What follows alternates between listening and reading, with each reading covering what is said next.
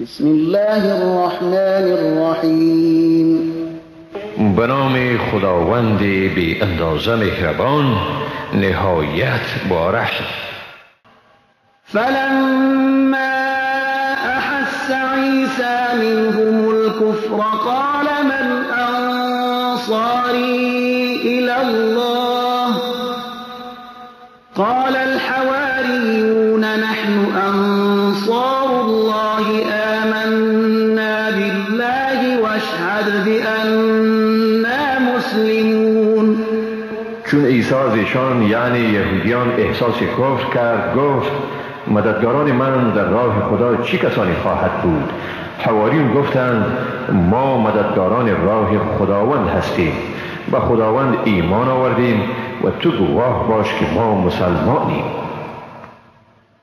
ربنا آمنا بما انزلت واتبعنا الرسول فاكتبنا مع الشاهدین.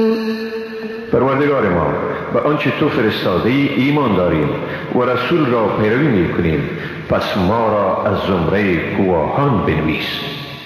ومكروا ومكر الله والله خیر الماکرین. و یهودیان برای از بین بردن عیسی دسیسه چیندند و خداوند این دسیسه را دامنگیر خودشان ساخت و خداوند بهترین تدبیر کنندگان است. اذ قال الله یا عیسی انی متوفیک ورافعک الی ومطهرک من الذین كفروا وجاعل الذین اتبعوک فوق الذین كفروا الى یوم القیامة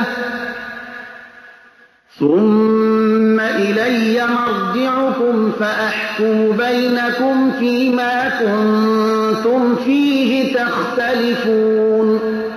و به خاطر آور وقتی را که خداوند گفت ای عیسی من تو را برگیرنده ام و به سوی خود بالا برنده و تو را از اتهامات کافران پاک سازنده و کسانی را که تو را پیروی می کنند تا روز رستاخیز بر کافران برتری دهنده ام. سپس بازگشت شما به سوی من است و در بین شما در موضوعاتی که در آن اختلاف می ورزیدید داوری می کنم.